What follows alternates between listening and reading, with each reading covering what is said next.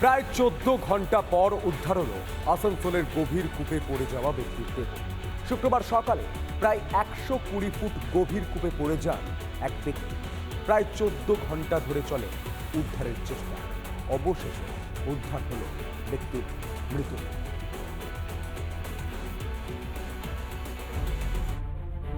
অবৈধ খনিতে পড়ে যাওয়া ব্যক্তির শেষ পর্যন্ত মৃতদেহ উদ্ধার করলো উদ্ধারকারী দল। ঘটনাটি ঘটেছিল আসানসোলের জামুরিয়া থানার নর্থ সিয়ারসোল যে খোলামুখ খনি, সেই খোলামুখ খনির পাশেই কাটাগড়িয়া এলাকায়। যাবতীয় প্রচেষ্টা টানাপোড়েনের অবসান। প্রায় 14 ঘন্টা পর উদ্ধার হলো দেহ। সকালে জামুরিয়ার কাটাগড়িয়ার গভীর কূপে পড়ে যান এক ব্যক্তি। টানা চেষ্টার পরও জীবিত অবস্থায় উদ্ধার করা গেল না ওই ব্যক্তিকে। শুক্রবার সকালে ওই কূপে পড়ে যান ওই ব্যক্তি। তারপরে শুরু হয় উদ্ধার কাজ। দফায় দফায় চলে চেষ্টা। ক্রেনের সাহায্যে নিচে নামেন উদ্ধারকারী দলের সদস্য। সন্ধ্যায় প্রায় হাল ছেড়ে দেন উদ্ধারকারী দলের সদস্যরা। তখনও পর্যন্ত উদ্ধার হয়েছিল শুধুমাত্র একটি সাইকেল। উদ্ধারকারী দলের সদস্যরা তারাও আবার আসছে, ঘটনাস্থলে আসতে পারে এবং দুটি বিশেষ ধরনের যে ক্রেন, সেই ক্রেন দুটি কিন্তু এসেছে। সন্ধ্যার পর শেষ চেষ্টা করেন উদ্ধারকারীরা। তখনই মেলে সাফল্য, উদ্ধার ব্যক্তির মৃতদেহ। শুক্রবারের দুর্ঘটনায় দায় নিয়ে প্রশ্ন তুলেছে রাজ্যের শাসক দল তৃণমূল। এইরকম ভাবে খুলে ছেড়ে দেওয়াটা তো সবচেয়ে বড় অপরাধ। খোলা মাঠ আছে, মানুষ যাতায়াত করবে, তার উপরে পাশে মাইন্স আছে, সেইখান থেকে কি বলে সিআইএসএফ তাড়া করে দিচ্ছে। খনি এলাকায় দুর্ঘটনা এড়াতে কবে ব্যবস্থা নেবে প্রশাসন? ব্রজ ব্যানার্জির রিপোর্ট, রিপাবলিক বাংলা। দুই পরিবারের জমি বিবাদের জের চরমে ওঠে অশান্তি। বোমাবাজি ও অগ্নিকাণ্ডে উত্তেজনা ছড়ালো বকুলতলার হানারবাটি গ্রাম। পুড়িয়ে যায় বাড়ির একাংশ, খড়ের গাদা, সবকিছু। চরম আতঙ্ক গ্রামবাসীদের। দেখুন,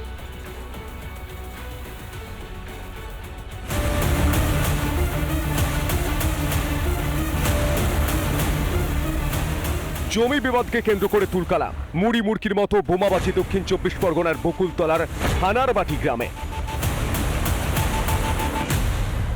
শুধু বোমাবাজি নয়, ভাঙচুর, লুটপাট চলে বলে অভিযোগ।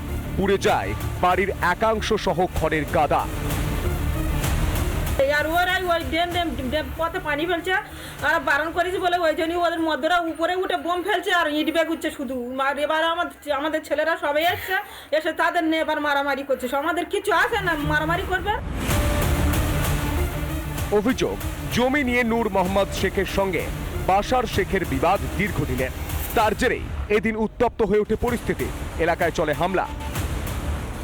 এই ঘটনাটা ঘটালো, তাদের বাড়ি কোথায়? তাদের বাড়ি ওই সাইডে, মানে আপনাদের এই পাড়ায়? আপনাদের একই পাড়ায়। আর গন্ডগোল ওই একই পাড়ায়। কি নিয়ে গন্ডগোল? ওই জমি নিয়ে। শুধু জমি বিবাদ নয়, তৃণমূলের দুই গোষ্ঠীর দ্বন্দ্বের জেরেই বোমাবাজি হয় বলে অভিযোগ স্থানীয়দের। রাজনৈতিক না হলে তো আর এত দূর হয় কি? রাজনৈতিক এমএলএ লোক আছে, আবার এমপির লোক আছে, এরকমই করেই তো এটা হয়েছে। এমএলএ লোক, হ্যাঁ, সব তৃণমূল, কিন্তু এমএলএ লোক বেশি এইটা করছে। পরে ঘটনাস্থলে যায় বকুলতলা থানার পুলিশ বাহিনী। ঘটনার পর থেকে থমথমে গোটা এলাকা, আতঙ্কিত এলাকাবাসী। রিপাবলিক বাংলা। এবার উত্তরবঙ্গে তৃণমূলের গোষ্ঠীদ্বন্দ্ব। শুক্রবার তৃণমূল শ্রমিক ইউনিয়নের গোষ্ঠীদ্বন্দ্বে ধুন্ধুমার কোচবিহার। অভিযোগ, এদিন দুপুরে সংগঠনের যুগ্ম সাধারণ সম্পাদক সমীর সরকার কোচবিহার এলে তাকে ঘিরে রীতিমতো শক্তি প্রদর্শন করেন সংগঠনের সদস্যরা। গোষ্ঠীদ্বন্দ্বের কথা উড়িয়ে দিয়েছেন সংগঠনের অপর যুগ্ম সাধারণ সম্পাদক দীপেশ দাস।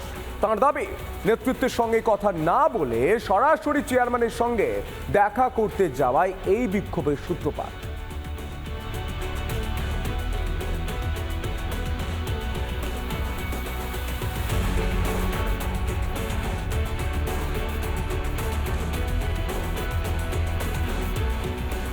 কে দিচ্ছে? চেয়ারম্যান সাহেব মদত দিচ্ছে। চেয়ারম্যান সাহেব মদত দিচ্ছে। কার বাড়ির থেকে বেরিয়েছে আজকে ওরা? ইউনিয়নের হেড অফিস কুচবিহার, আমি জেনারেল সেক্রেটারি কুচবিহারের, 2200 চুক্তিভিত্তিক কর্মীর জেনারেল সেক্রেটারি আমি, সংখ্যাগরিষ্ঠ শ্রমিক কর্মচারীর জেনারেল সেক্রেটারি আমি। আমাকে মাইনাস করে এমডিকে চিঠি দেওয়া হচ্ছে, চেয়ারম্যান সাহেবকে চিঠি দেওয়া হচ্ছে, আমাকে মাইনাস করে চেয়ারম্যান সাহেব সেই চিঠি ফরওয়ার্ড করে দিচ্ছে ম্যানেজিং ডাইরেক্টরকে। সেই চিঠির কপি আমার কাছে আছে, গ্রুপবাজিটা কে করাচ্ছে? ইনভেস্টিগেশন তৃণমূল ইউনিয়নে গ্রুপবাজি কে করাচ্ছে? চেয়ারম্যান সাহেব করাচ্ছে। এই মুহূর্তে সেই ছবি দেখতে পাচ্ছেন, কোচবিহারের ছবি, হাতাহাতির ছবি। সরাসরি অভিযোগ করছেন চেয়ারম্যান সাহেব, তিনি গোষ্ঠী কোন্দল করার চেষ্টা করছেন। এবং এই মুহূর্তে যে ছবি দেখতে পাচ্ছেন, মারছে তৃণমূল, মরছে তৃণমূল। ঘটনার জেরে ব্যাহত যান চলাচল, মানুষ নাকাল হচ্ছে। কোচবিহারের তৃণমূলের কোন্দল, দাঁড়িয়ে দাঁড়িয়ে রাস্তায় মানুষ দেখছেন, প্রকাশ্য রাস্তায় হাতাহাতি চলছে। শীতকালের দুপুরে মিঠে রোদে একটু হাতাহাতি করে নিচ্ছেন তৃণমূলের এই এই সোকল্ড দাদারা।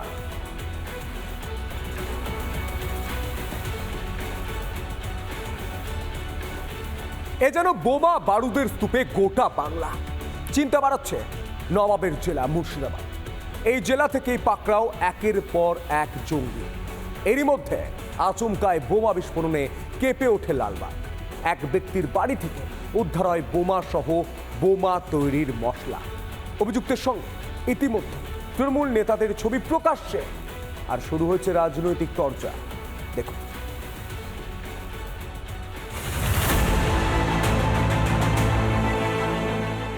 আচমকায় বিকট শব্দ, কেঁপে ওঠে মুর্শিদাবাদের লালবাগের রামকৃষ্ণ পল্লী।